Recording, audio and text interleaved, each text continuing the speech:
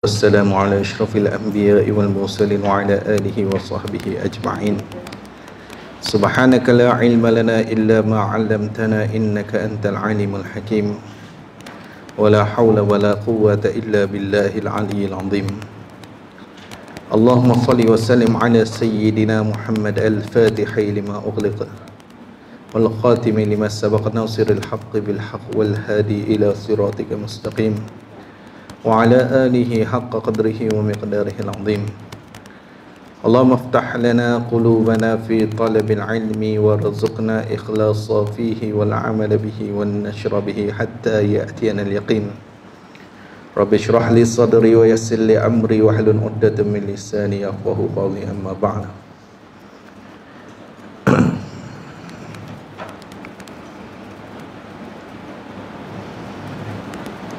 قال مصنف رحمه الله تعالى ونفعنا به وبعلومه وبركاته في الدارين آمين يا رب العالمين. Kata pengarang kitab kita, dan putus asa daripada rahmat Allah dan memakan harta riba dan saksi yang dusta. Jadi kita duk bincang ni iaitulah berkenaan dengan dosa-dosa besar, yang mana dosa-dosa besar ni dia menyebabkan seseorang tu menjadi fasik. Jadi bila orang tu dia jadi fasik, maka dia tak sah untuk dia ni jadi wali nikah. Sebab syarat bagi wali nikah tu dia tak fasik. Nah, tu syarat bagi wali nikah. Ni atas qaul yang mu'tamad di dalam mazhab kita Syafi'i.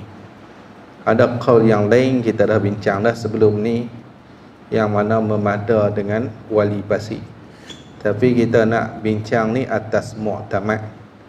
Jadi atas qaul, atas pendapat yang mu'tamad di dalam mazhab kita Syafi'i, nah, tidak sah seseorang yang fasik menjadi wali.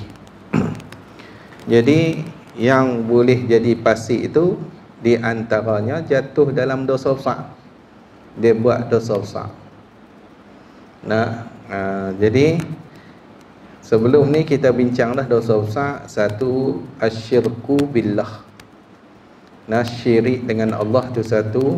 Lepas tu qatlun nafsi allati harramallahu. Membunuh diri. Membunuh diri yang mengharam oleh Allah. Harramallahu iyyaha lah, akan dia lah. Tu. Membunuh diri yang mengharam oleh Allah akan dia. Lepas tu menuduh akan zina.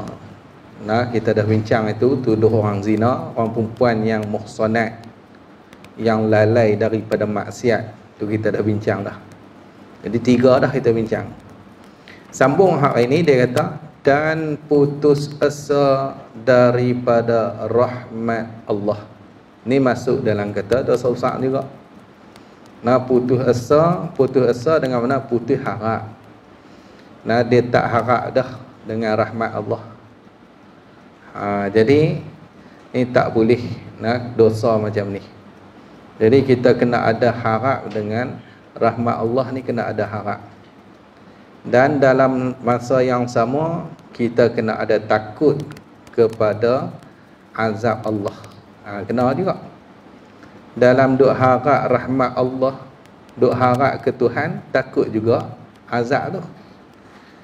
Jangan kita harap saja, takut tak ada, tak boleh juga. Jadi dalam mazhab kita Syafi'i, masalah harap ataupun kita terrojak, harap dan juga khauf, dia kena berjalan serentak.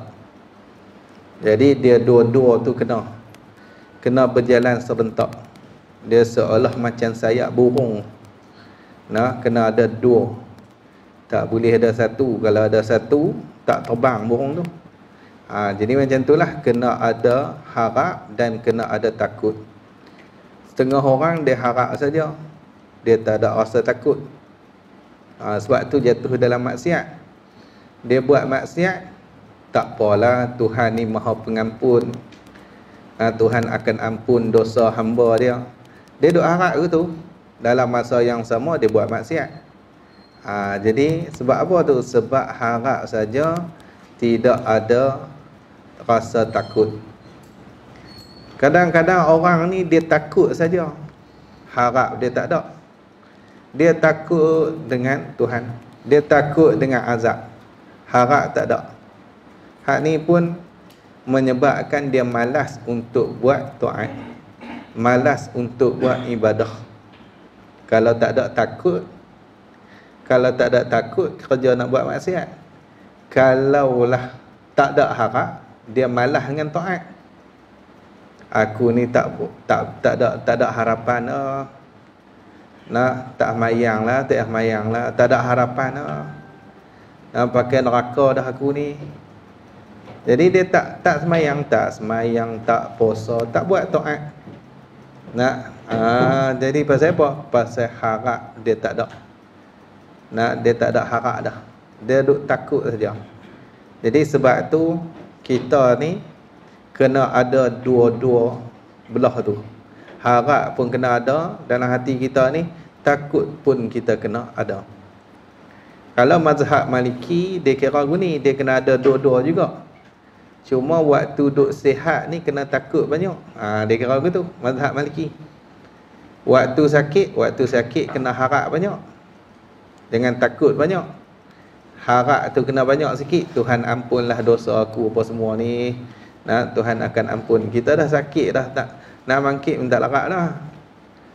Tak larat dah nak bangkit, nak buat apa? Kita kata semayang sunat, tak larat pi lah. Tapi kita duk harap lah Tuhan ampun dosa kita. Lebih kurang gitulah. Itu mazhab Maliki. Adapun mazhab kita Syafi'i, dia kena sekata. Habis hamdulillah. Lagi dia kata lagi, dan memakan harta riba. Dan memakan dengan makna mencapai. Kita kena ingat. Makan riba dengan makna mencapai riba. Bila kata mencapai, tak kira lah makan tak makan pun, asal berlaku riba je, hak tu haram, dosa besar. Tak nanti makan. Tak nanti makan. Yang sebut makan ni sebab biasanya harta ni guna untuk makan lah, biasa macam tu. Tapi dia tak nanti makan. Tukang tulis pun kena dalam hadis abang. Tukang tulis pun kena. Dia bukan makan, tapi kena juga. Dia kira mencapai harta riba. Tu maksud makan kat sini dengan makna mencapai. Kita dalam mazhab kita Syafi'i, tak nanti makan. Sama berlaku akad riba tu haram terus. Haram terus. Tak ambil makan lagi. Harta tu tak ambil makan lagi, tapi berlaku akad riba. Sama berlaku saja, maka ketika tu haram. Haram. Jadi riba dulu kita dah baca dah. Tak tahu ingat ke tak lagi. Kita dah baca dah dulu risalah tentang riba. Nantilah lapang-lapang nanti kita cari lain risalah tu, nipis ya, 2 lai 3 lai. Ingat 2 kali baca khatam lah, baca laju-laju tu. Saat bahasa mudah.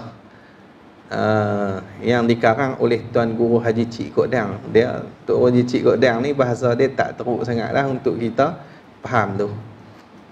Jadi tak apalah, nanti ke depan nanti ada masa kita ambil baca risalah bab riba. Riba ni ada berapa jenis riba. Kita nak faham betul-betul riba dalam mazhab Syafi'i.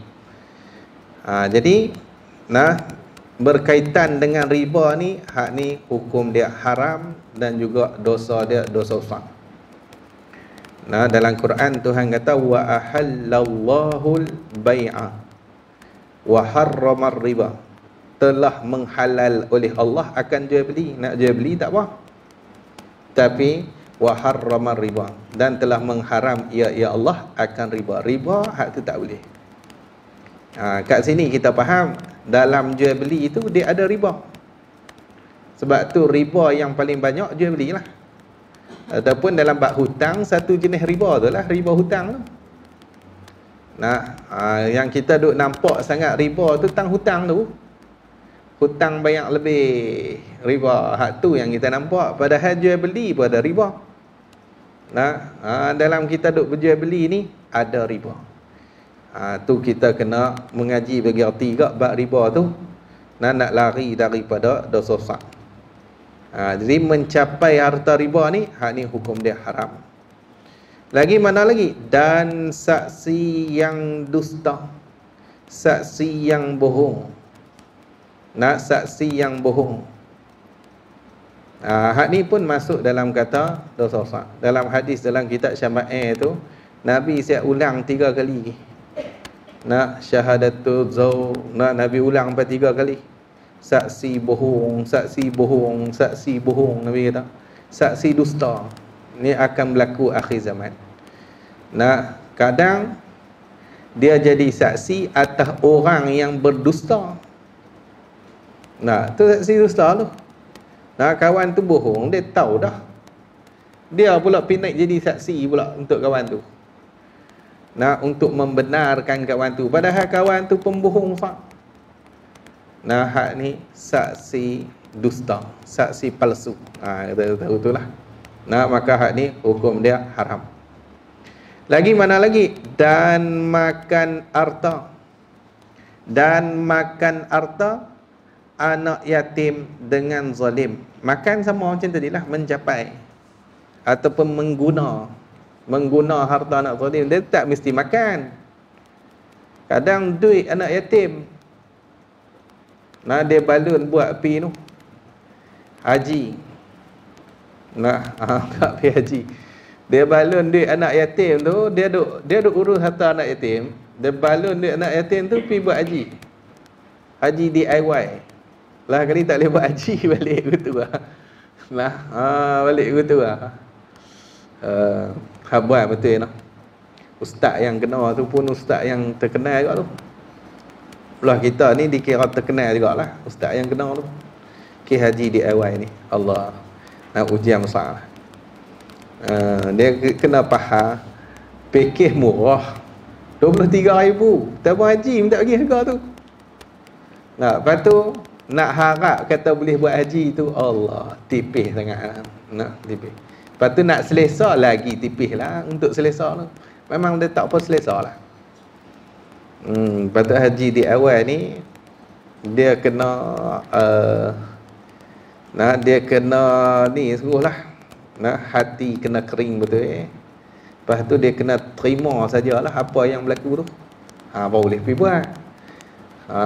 Ni memang duk harap dah haji dah. Pi haram tak boleh haji.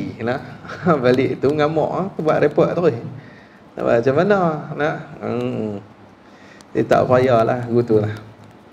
Kopi dengan tabung haji dia tak mau, dia nak pergi DIY juga. Tu makanlah.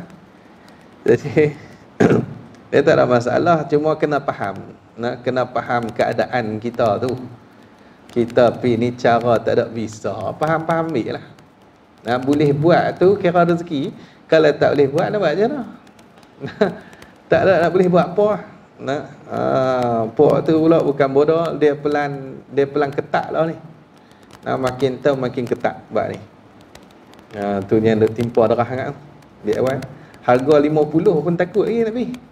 Tambah harga 25. Hak tu lah. Takut balik ni tu lah. Harga 50 pun tak harap lagi. Tak apalah, cuma nak harap kata makan harta ni maksud dia mengguna harta anak yatim dengan zalim. Anak yatim ni anak hak mati pak. Tu orang panggil anak yatim. Anak mati pak. Dia syarat dia anak tu dia tak balik lagi. Baru anak yatim. Adapun kalau dah balik dah, hak tu orang tak panggil anak yatim lah. Dia kena tak balik lagi. Budak tak balik lagi, lepas tu pak meninggal. Kalau mak meninggal tak nama yatim. Tak nama yatim. Puan tak ada mak lah. Yang ada pun mak tiri lah lepas tu. Tunggulah sebulan. Lebih kurang tu. Tapi nampak kata hak tu tak nama anak yatim. Tak nama anak yatim. Tapi kalau mati pak, hak ni confirm anak yatim. Anak yatim. Tu maksud anak yatim. Satu dia tak balag, lepas tu yang kedua dia kena mati pak. Kena mati pak. Dia kalau binatang lain, anak yatim, binatang pun ada orang anak yatim. Kena buat agak pusat anak yatim binatang. Tapi binatang dia terbalik, dia kena mati mak baru anak yatim. Mak mati, anak yatim. Tapi kalau pak tak kira binatang. Tu bab binatang. Binatang dia kira mati mak. Mati mak. Habis. Jadi lah ni dia guna harta anak yatim. Mengguna tu makan tu dengan zalim. Ataupun kalau kita ikut baca zulmin, tak apalah, bahasa kita zalim lah, kita duk sebut bahasa Melayu ni zalim. Makan tu dengan zalim. Dengan zalim ni dengan makna dengan jalan yang tak diizinkan oleh syarak. Tu maksud makan dengan zalim tu. Dia makan tu dengan jalan yang tak diizin oleh syarak. Jadi bila sebut kata dengan zalim ni, dia nak bawa keluar kata makan makan atas jalan, satu dia orang panggil istisqa. Istisqa. Bila kata makan atas jalan zalim, maksud dia ada hak tak zalim. Hak tak zalim mana? Nombor satu dia istisqa. Istisqa ni maksud dia berhak untuk makan. Misal macam mana? Misal dia ni ambil upah. Dia ambil upah, duk kira bicara, duk urus harta anak yatim tu. Boleh? Bagi padam patutlah. Dia ni bahagian urus harta anak yatim tu. Takkan dia nak urus saja, dia pun tak boleh nak buat kerja lah pasal duk urus hak ni, mereka ni. Jadi bila duk urus mereka ni, dia tarik bahagian upah dia. Boleh ya? Boleh, tak apa. Tarik bahagian upah dia. Sebab dia nak kena urus. Dia tak ada nak pergi buat kerja lain. Urus siap mengasuh anak yatim lagi.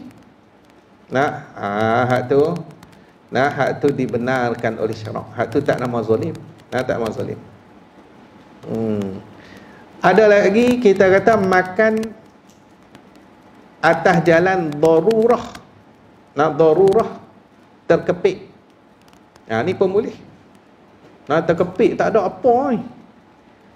Hak tinggal atas anak yatim tu terkepit lah. Dia menteruk lah.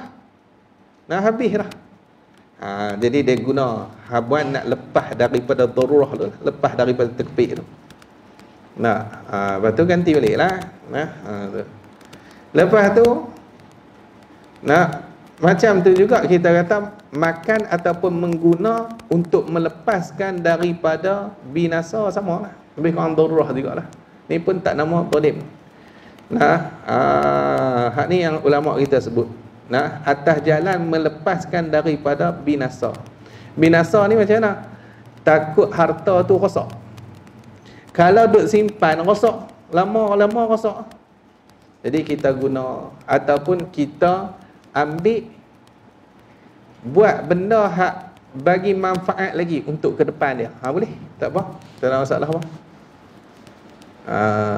Contoh kita kata hak pak dia tinggal kat dia tu kereta adalah kereta biji Honda FL Civic. Honda, mahal Honda tu 300,000 lah. Pak dia tinggal dia. Jadi kereta tu kalau kita duk simpan sampai dia balik, dia nak boleh urus sendiri pakai punah tu, kita pun buat apa? Pergi je bang. Pergi je bang. Beli tanah ke satu buah nama dia. Hak ni tak apa. Hak jenis macam ni ke depan nanti lagi naik harga. Jadi kalau kita nak melepaskan daripada binasa harta tu lah, rosak harta tu, boleh ambil tu, boleh kita guna guna supaya dia tak rosak. Dan kita buatlah benda-benda yang bagi manfaat kepada budak ni bila dia besar nanti. Betul lah. Apa-apa lagi lah. Nah, itu contoh. Habis tu. Hak tu orang panggil makan harta anak yatim dengan zalim. Hak zalim tak boleh. Kalau tak zalim tak apa. Nah, habis tu. Dia kata apa? Dan zina dia ada dalam Quran. Nah, dalam Quran ni tak, saya tengok memang jelas-jelas lah Tuhan habaq. Kalau jumpa lah tak kulu tak jumpa. Patut pun tak jumpa. Eja silap. Ya kulu.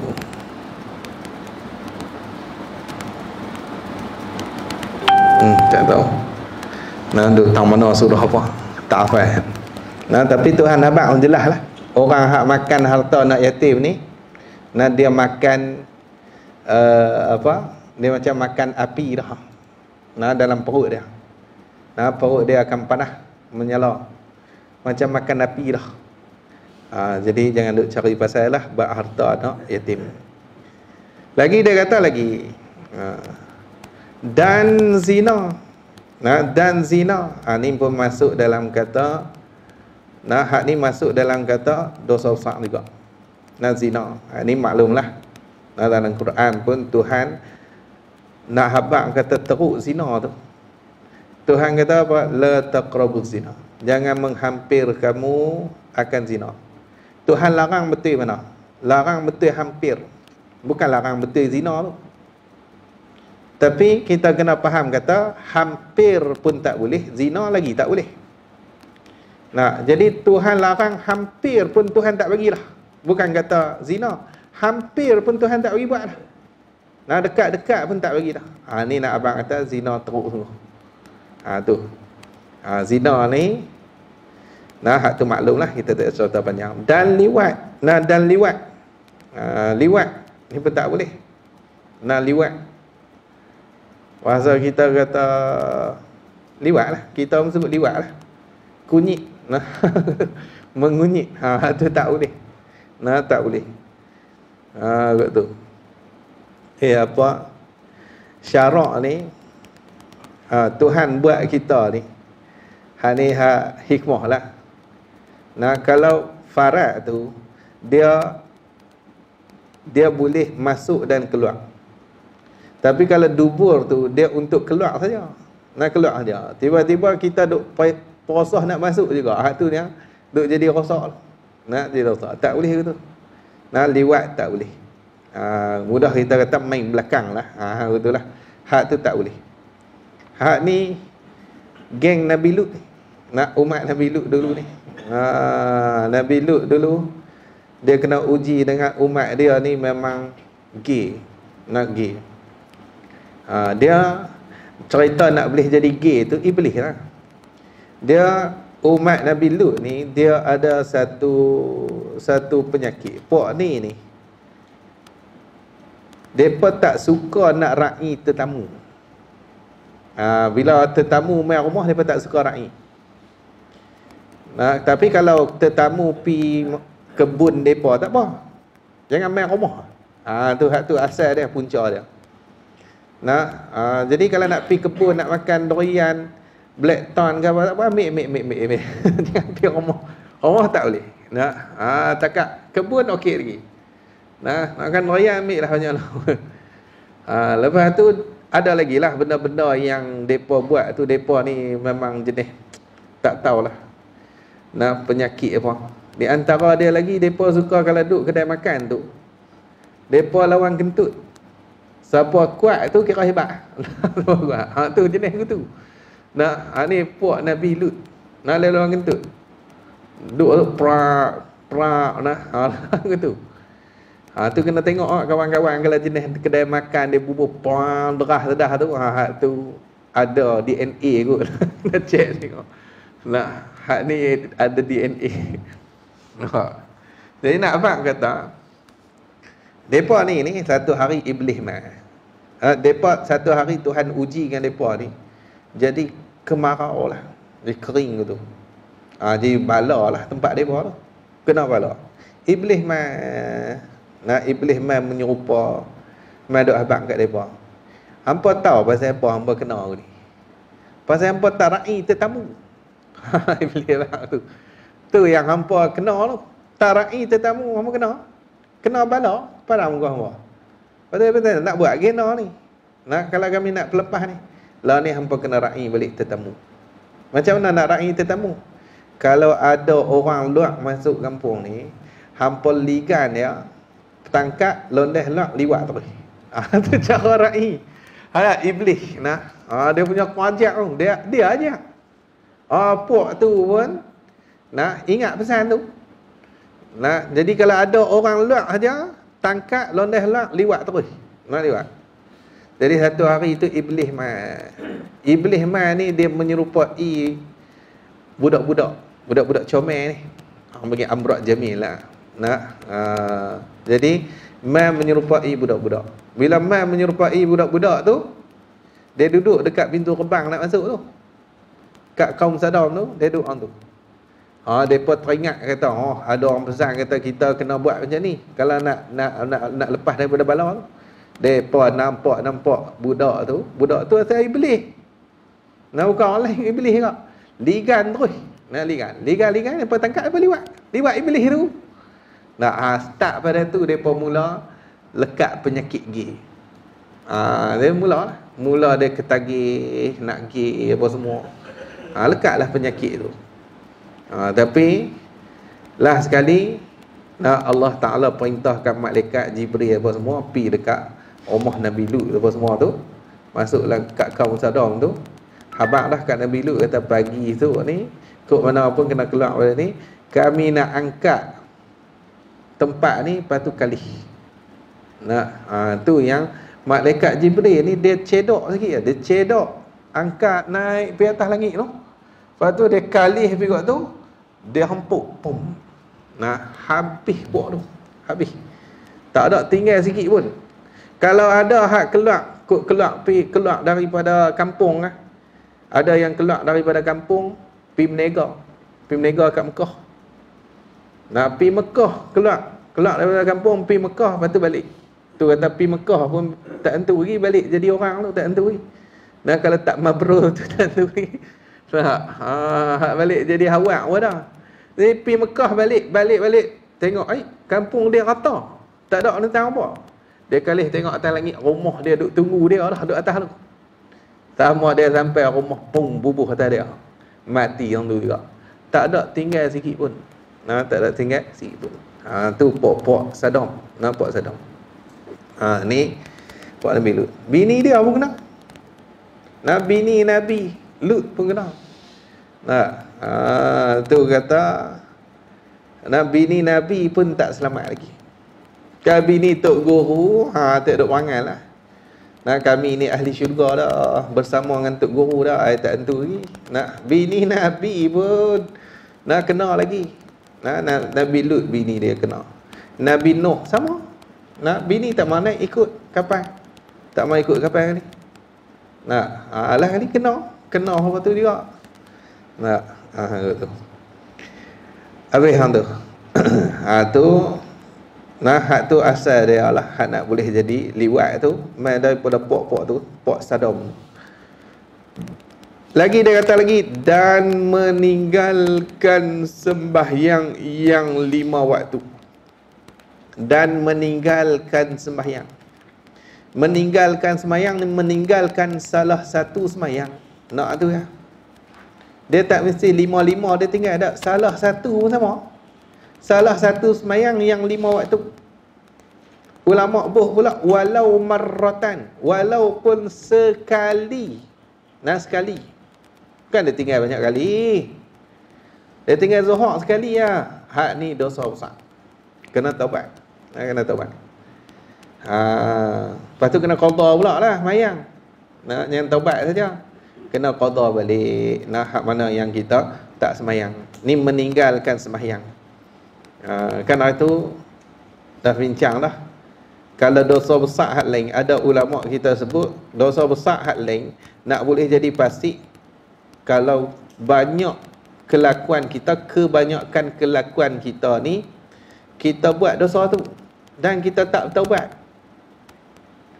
Nah, hak tu yang boleh jadi fasik.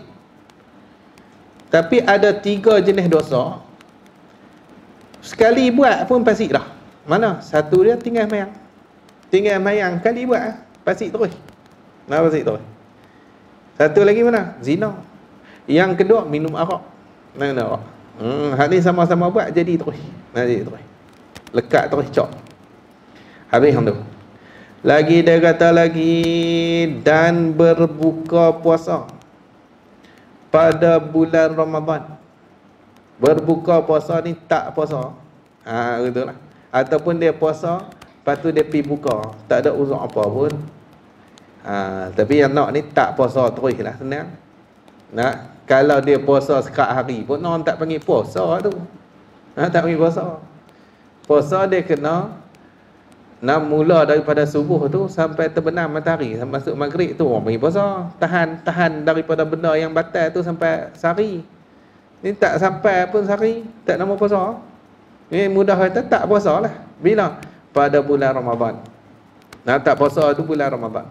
Dengan tiada musafir, dengan tak musafir. Kalau musafir tak apa. Musafir syarak bagi buka.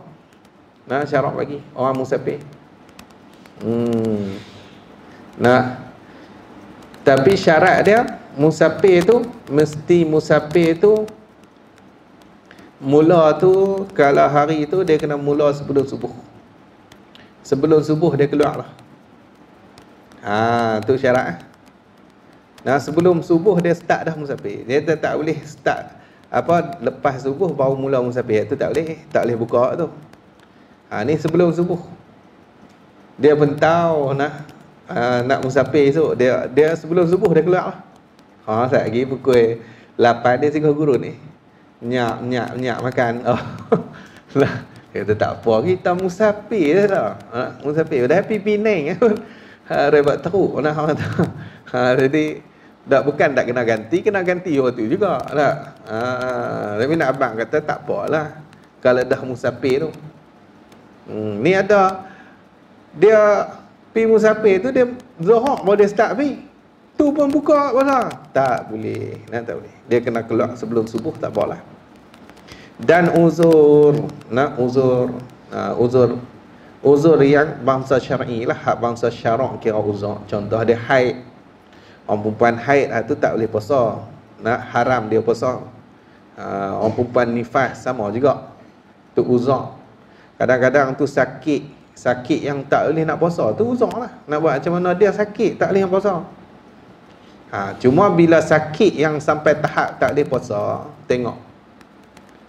tanya doktor, tengok ada harapan tak nak sembuh penyakit ni. Doktor kata tak ada harapan dah. Kalau tak ada harapan, wajib fidyah. Wajib fidyah. Tak wajib puasa tapi wajib fidyah. Kalau fidyah, kalau kita nak kira fidyah, sehari kita buat kelak. Kalau nak pakai duit, kita buat sehari RM7. Sehari RM7. Sehari RM7. Sehari RM7. Kalau Ramadan tahun tu 30 hari dah RM210. Gitu lah. Gitu. Tapi kalaulah penyakit tu ada harapan untuk sembuh, doktor kata ada harapan lagi, raya sihat tu. Dia Ramadannya, penyakit ni penyakit Ramadan ni. Masuk Syawal tengok main mercun mana tu. Nak orang kata hak tu bukan sakit, hak tu buat sakit tu. Dan nak orang kalau ada harapan, hak ni tak payah fidyah. Tunggu sembuh. Tunggu sembuh, qada. Qada balik. Qada balik puasa banyak mana yang tak puasa itu. Gitu. Habis hang tu. Lagi kita kata lagi, dan lari daripada berperang. Ni pun haram ni. Lari daripada berperang. Berperang tu Berperang mana? Dengan kafir, dengan orang kafir lah. Perang dengan orang kafir, perang dengan Yahudi. Bila tu lari tu tak kala berbaris sah, dah duk baris sah dah ni. Nak perang tak ngah ni. Bukan tak duk tempat perang. Tak duk tempat perang tu lain, bukan kita duk dalam medan dah ni. Nak duk dalam sah dah, kira nak perang, tak lari. Hak tu haram. Nak haram dosa besar. Tak boleh lari. Tapi ada syarat. Syarat yang kata jadi haram tu, serta syaratnya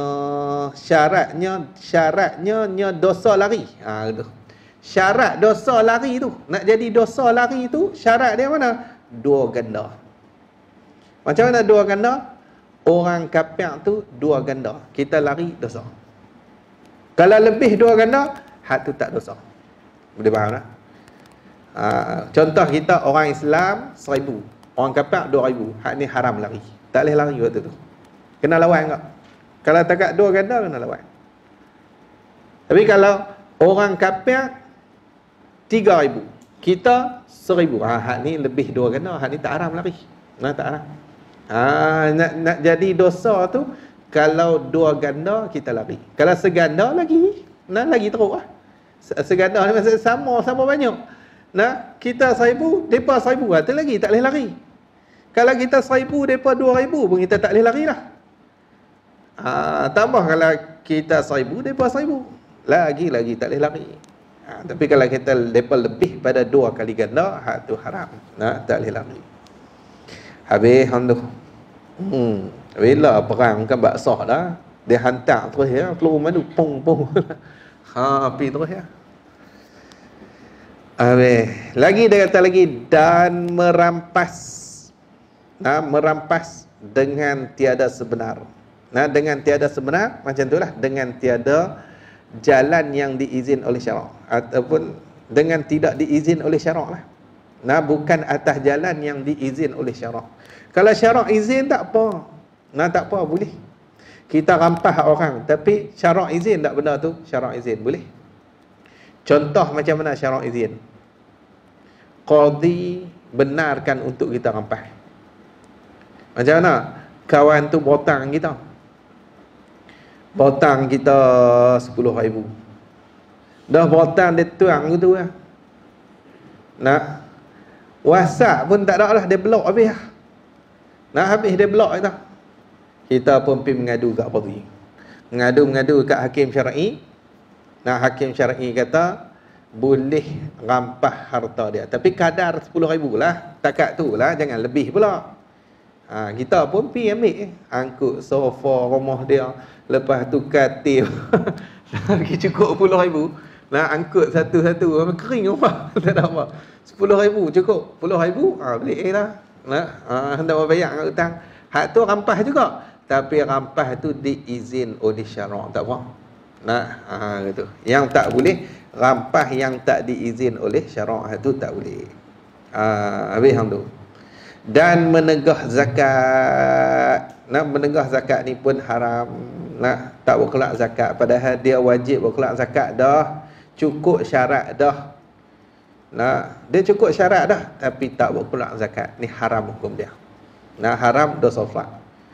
Jadi bila kita ni memiliki harta zakat, kita kena berkelak lah zakat tu. Nak buat macam mana? Kita buat bendang, tu harta zakat tu. Harta zakat.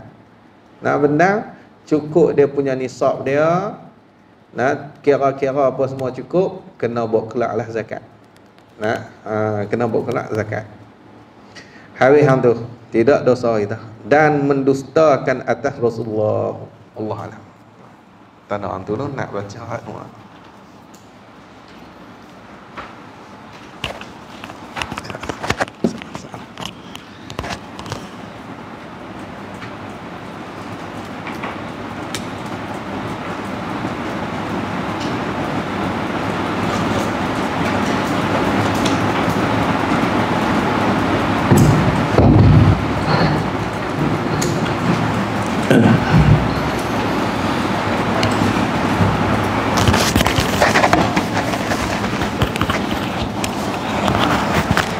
Bismillahirrahmanirrahim.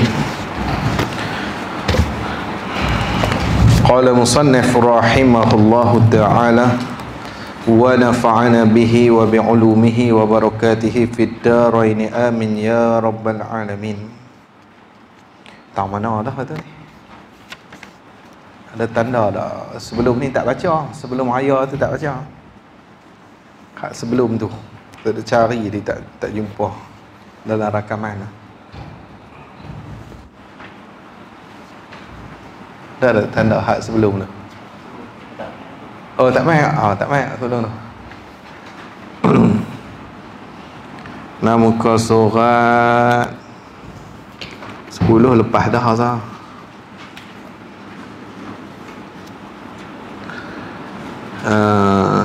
Hadis nombor 8 kot. Muka surat sebelah apa tu?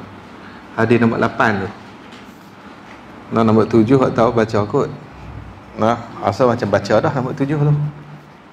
Nah, asal hadis nombor 8. Dari Abi Hurairah. Nah, Abi Hurairah boleh baca Abi Hurairatin, boleh juga. Nah,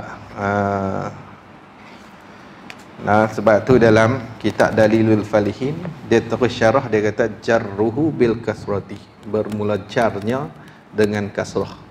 Huwal aslu, hak tu yang asal. Tapi banyak memilih ulama-ulama hadis, muhaddisin, banyak dia baca dengan mamnu' minas sarfi. Maksud dia menegah daripada tanwin. Dia kena baca Abi Hurairah. Tapi nak baca Hurairatin ada jalan juga. Nah, ada jalan. Jadi Sayyidina Abi Hurairah. Nah, Abi Hurairah ni, Hurairah tu dia jamak, dia bukan jamak, dia sirah tasghir daripada Hirrah. Hirrah kucing, Hurairah anak kucing yang kecil.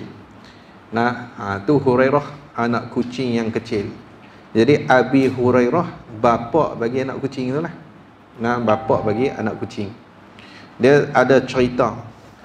Nah, ada hadis yang mana dia ada dua riwayat. Nah, satu riwayat yang menyebabkan dia Sayyidina Abu Hurairah ni dikunyahkan dengan Abu Hurairah tu, iaitulah ada hadis daripada Abdurrahman, Sayyidina Abdurrahman bin Sahrin. Nah, dia kata apa? Dia ada riwayat Ibnu Abdul Bar. Dia kata riwayat tu kata kuntu, nah, adalah aku ni ahmilu yauman hirratan. Aku ni membawa pada satu hari akan anak kucing fi kammi, pada kam ni, hak ni lengan baju. Nah, kam ke kum ke kam, lupa nak baca baris tu. Nah, tapi nak abang kata Sayyidina Abu Hurairah ni dia bawa anak kucing dalam ni.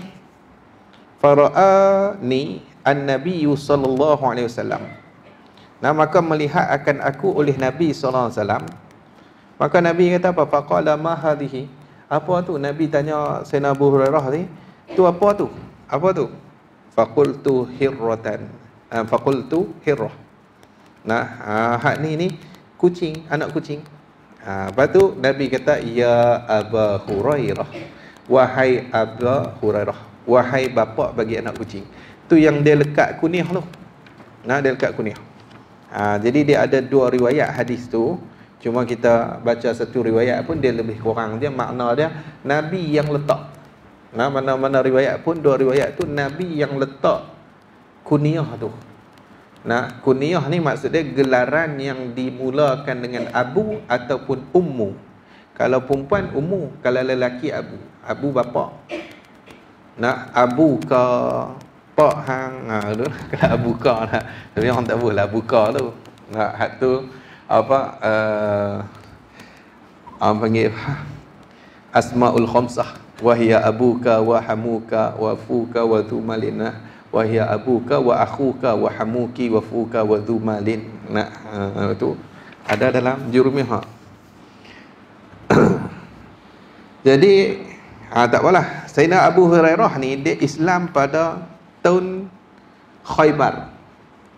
Tahun berlakunya peperangan Khaybar, dan dia mengikuti peperangan Khaybar bersama dengan Rasulullah SAW. Kemudian ulama kata thumma lazamahu al-mulazamata tamata. Kemudian melazimi dia akan Nabi akan sebagai lazim yang sempurna. Dia bersama dengan Nabi. Dia mulazamah dengan Nabi. Dia ni ketua bagi Ahlus Suffah pada zaman tu. Ahlus Suffah ni orang-orang yang duduk dekat masjid Nabi. Yang nona depa ni tunggu Nabi lah.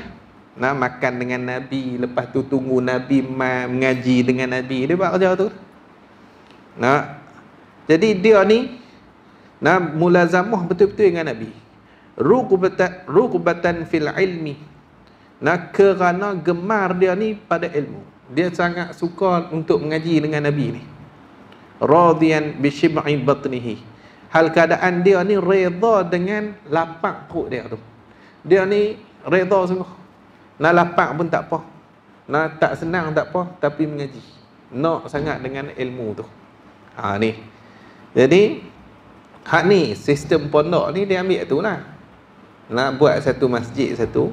Lepas tu buatlah pondok keliling masjid tu. Buat rumah tok guru satu. Jadi buat pondok ni tok pakir ni pergilah duduk mengaji.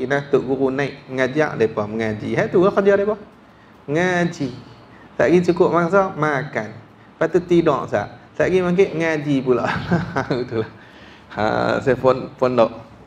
Jadi macam mana Ahlus Suffah dulu macam tu lah. Tunggu Nabi makan baru depa makan. Lepas tu Nabi mai mengajak depa duduk mengaji. Tu. Jadi kalau kita tengok Sayyidina Abu Hurairah ni, dia mulazamah dengan Nabi tu, ada yang kata 4 tahun, ada yang kata tak sampai pun. Dalam 2 tahun lebih gitu ya. Dia duduk dengan Nabi tak lama. Umur dia lebih kurang 26 ke 27 saja masa tu. Dia dah duduk sat je dengan Nabi. Tapi hadis yang dia riwayat daripada Nabi 5,000 lebih. 5,000 lebih hadis. Dan sahabat dan juga tabi'in yang ambil hadis kat dia ni ada 800 lebih orang. Tu dia berkatnya dia hidup dengan Nabi. Padahal dia duduk tak lama. Kalau nak banding dengan orang lain, ada yang lama lagi. Sayyidina Abu Bakar tu daripada awal tu. Duduk dengan Nabi daripada Mekah lagi. Sayyidina Abu Hurairah dak sat je. Tapi nak kira afdal tu boleh kat Sayyidina Abu Bakar lah. Tapi nak abang kata walaupun dia duduk sat, tapi dengan keadaan macam tu boleh kat dia banyak ilmu. Kita kena ambil cara tu lah, cara Ahlus Suffah. Tak boleh tinggal kat cara pondok ni. Cuma janganlah pergi duduk 2 tahun dengan tok guru. Dia bukan Nabi. Nabi tak apalah 2 tahun. Hari tanu Abu Hurairah duduk 2 tahun. Padahal lah 5,000 hadis duduk dalam kepala dah. Duduk 2 tahun, hadis 40 pun tak hafal. Dia duduk 2 tahun lah. Kena ada tuluz zaman, panjang masa. Duduk lama sikit. Duduk lama. Tapi yang sedih lah ni pondok tak ada sambutan sangat. Tak apa ada sambutan. Budak-budak lah ni dia kalut dengan TikTok nak jadi influencer je nenek gitu pun lah. Dia tak berminat dah dengan ngaji pondok ni. Tak apalah. Nampak macam mana peredaran zaman. Tapi kita buat jugalah. Mungkin ke depan nanti dia akan main satu masa balik, orang main cari balik macam tu lah. Dia ada naik turun juga ni pondok ni pun. Jadi ni Sayyidina Abu Hurairah. Apa nama dia? Abdul Rahman bin Sukhrin radhiyallahu anhu. Tu nama dia. Hak tu gelaran dia aja Abu Hurairah. Kata Abu Hurairah tu bersabda Nabi sallallahu alaihi wasallam, "Inna Allah Ta'ala la yanzuru ila ajsamikum wala ila suwarikum, walakin yanzuru ila qulubikum." Diriwayat oleh Muslim. Hadis ni riwayat Imam Muslim. Artinya sesungguhnya Allah Ta'ala tiada memandang tubuh-tubuh kamu. Maksud tidak memandang kat sini, Tidak memandang dengan makna tidak mengambil kira dari sudut membalas dan juga memberi pahala. Gitulah. Kita kira gitu. Dia tak ambil kira dari sudut membalas dan juga memberi pahala. Mana tubuh-tubuh kamu, bukan pasal tubuh kamu tu Tuhan bagi pahala tak. Dia ni badan sador ni, nak ketul-ketul banyak, bagilah pahala lebih. Dia ni kurus kering, potong buh dosa terus dia. Ada. Dia tak kira gitu. Dia tak kira gitu. Dia ni tak jaga badan. Tak jaga badan, kerja makan ni sampai tak nampak rupa orang ni. Ni buh dosa dia. Dosa besar tu. Buh dosa kecil. Tak kira gitu. Tak kira gitu. Tu kata tak memandang tubuh, maksud dia tak ambil iktibar kod nak balas dan juga kod nak bagi pahala, tak ambil iktibar kod tu. Dia tak ambil. Macam tu juga, dan tidak kepada rupa-rupa kamu, bukan dekat rupa. Dia ni muka Korea, bagi pahala besar dia. Pahala memenuhi langit dan bumi. Apa muka Korea dah. Dia tak kira tu. Hak ni muka, hak ni Korea, bukan Korea ni. Hak ni kena buh dosa. Tak. Dia sama aja. Muka Korea pun Tuhan tak pandang kot tu. Tuhan tak tengok kot tu. Maksud dia Tuhan tak iktibar kot tu. Tak iktibar kot tu. Tu yang maksud dia tu. Bukan maksud dia Allah Ta'ala tak tengok. Sebab Allah Ta'ala ni dia melihat segala benda yang ada. Apa benda yang ada ya, Tuhan melihat lah. Tu kita mengaji tauhid, jelas dah tu. Takluk bagi sifat basar, takluk dia apa? Takluk muta'allaq dia tu maujudat, segala benda yang ada. Hak tu tempat takluk bagi basar. Kerana Tuhan tengok semua benda yang ada. Ni kata tak melihat. Tak melihat dengan mana tak ambil iktibar. Tak ambil iktibar, tak ambil kira kok balas dan juga kok memberi pahala. Isabah. Kok tu. Jadi Tuhan tak melihat gitu. Lepas tu Tuhan tengok mana? Tetapi dia Allah melihat hati-hati kamu. Hati ini dengan makna qasad. Hati ini dengan makna qasad. Qasad kita, tujuan hati. Itulah tujuan hati. Hak tu Tuhan tengok. Tujuan hati kita ni lagu mana? Ikhlas, kata ikhlas. Ataupun kita buat ibadah ni kerana apa? Hak tu Tuhan tengok. Jadi daripada hadis ni kita faham kata tujuan hati ni satu benda yang penting. Adapun zahir kita, zahir kita ni, amalan kita ni, hak tu dia cuma tanda bagi eloknya hati kita tu. Gitu. Tanda saja. Tapi dia tak mesti. Dia tak mesti kawan tu sembahyang kuat, hati dia elok, tak mesti. Kadang-kadang ada penyakit kat hati dia. Cuma dia ada tanda. Tapi kalau luar ni memang teruk dah, hak tu tak payah duk bincang lah. Hati saya elok, bersih, luar dia saya tak pakai tudung, saya buat benda haram ni luarnya, tapi hati saya bersih sungguh-sungguh. Hak tu tak payah bincang lah, hang memang teruk dah. Harap tu lah. Tak payah duk bincang teruk lah hak tu. Tapi kalau orang tu tengok luaran dia, tudung sampai ke lutut tudung labuh sungguh. Tudung kan telekung ni dia pakai. Sampai terang tu lah. Nak kata hebat sungguh lah, kemas sungguh lah. Tapi nak kata dia tu hati elok, tak boleh lagi. Cuma dia ada tanda benda tu. Dia ada tanda. Dia ada tanda kata hati dia elok. Tapi tak mesti hati dia elok. Tak mesti lagi. Jadi pekerjaan hati ni satu benda yang penting lah. Jadi dekat hadis ni juga nak suruh kita ni, dia kata wa fihi annal i'tina'a nak suruh kita ambil perhatian bi islahil qalbi, dengan mengelokkan hati. Nah, hadis ni nak suruh kita ambil perhatian dengan mengelokkan hati dan juga sifat hati.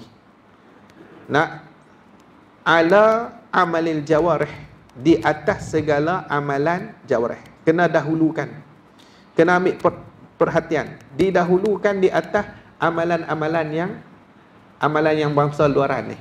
Nak dahulukan bersih hati kita. Luaran ni tempat pandang manusia, hati tempat pandang Tuhan. Nak dahulukan bersih hati. Nak, jangan duk pulun luar saja. Tapi luar pun kena ikut syariat lah. Jangan tak ikut syariat. Tapi dalam masa sama kita bertukus lumus lah untuk membersihkan hati kita. Nah, dalam syarah ni dia banyak lah.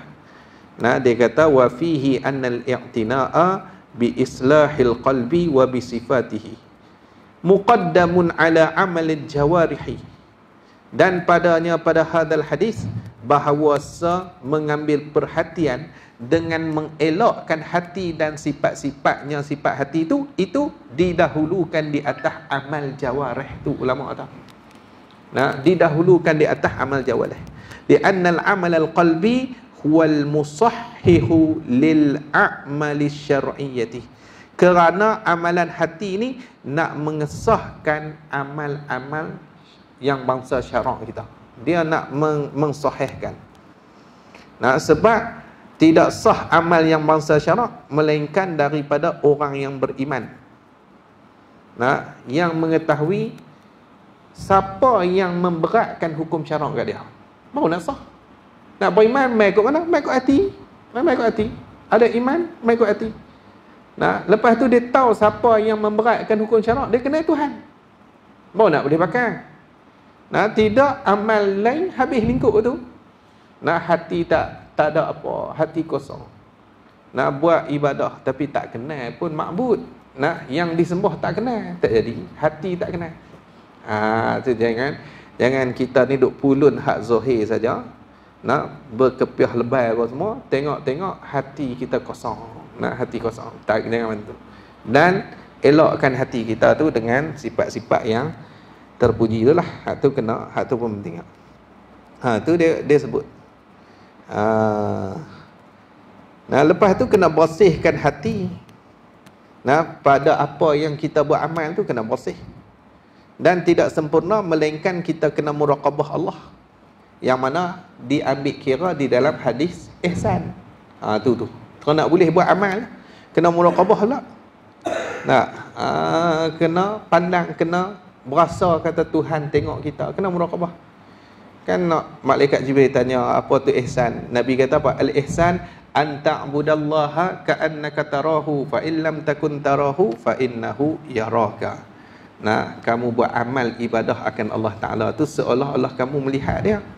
Kalau kamu tak melihat, nah, Allah melihat kamu. Dia kena pikir tu. Tu. Nah, cuma cara mudah amalan kita nak diterima dua benar. Satu, amalan kita mestilah mengikut syariat. Nak mengikut syariat. Yang kedua, mesti ikhlas di dalam buat amal. Nah, ada dua benda ni amal kita diterima. Nah, kadang amalan ikut syariat dah, ikut hukum semua cantik lah, undang-undang syarak ni cantik dah. Hati pula tak ikhlas, ada riak, tak boleh, tak diterima juga. Kadang ikhlas dah, tak buat amal pula, ni lagi pening. Kita kena ikhlas. Mayang dah. Hak ni lagi pening. Ku mana ikhlas tak mayang? Hak tu nak terima apa, kita pun pening. Tak boleh. Dia dua benda tu kena jalan. Amal, ikhlas. Maksudnya bentuk tubuh, rupa dan gaya seorang tidak perlu menjadi perhatian, tetapi lihatlah usahanya yang tumbuh dari kemahuan. Kemahuan ni qasa tu lah. Dan niatnya yang suci murni. Tu syarah sikit lah, dia syarah dalam kitab kita. Jadi bentuk tubuh, rupa, gaya seorang tak perlu menjadi perhatian apa pun. Tak perlu menjadi perhatian. Bagaimana Tuhan tak ambil kira pun. Sayyidina Bilal tu orang dia kulit hitam. Bukan kata kulit cerah ni. Nak banding dengan Abu Lahab yang oi, Abu Lahab ni geng-geng belah Quraisy bagai tu. Oi, orang Quraisy ni bukannya biasa-biasa, segak-segak muka dia.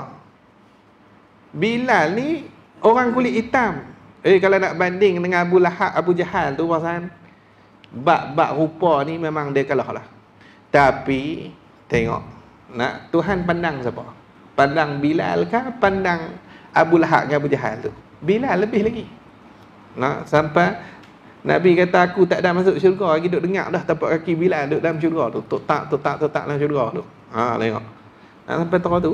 Tu kata tak tengok, tak tengok sangat.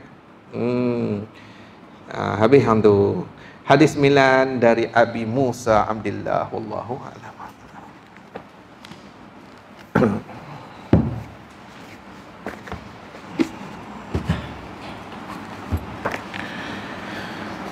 Subhanakallah wa bihamdika asyhadu an la ilaha illa anta astaghfiruka wa atubu ilaik. Bismillahirrahmanirrahim. Alhamdulillahi rabbil alamin wassalatu wassalamu ala asyrafil anbiya'i wal mursalin wa ala alihi wa sahbihi ajma'in. Allahumma akhrijna min zulumatil wahmi wa akrimna bi nuril fahmi waftah alaina bi ma'rifatil ilmi wa ahsin akhlaqana bil hilmi wa anshur alaina min khazani rahmatika ya arhamar rahimin. Rabbana atina fid dunya hasanah wa fil akhirati hasanah wa qina adzaban nar. Wa sallallahu ala sayyidina Muhammad wa ala alihi wa sahbihi ajma'in. Subhana rabbika rabbil izzati amma yasifun. Wassalamu ala mursalin walhamdulillahi rabbil alamin. Taqabbalallahu minna wa minkum.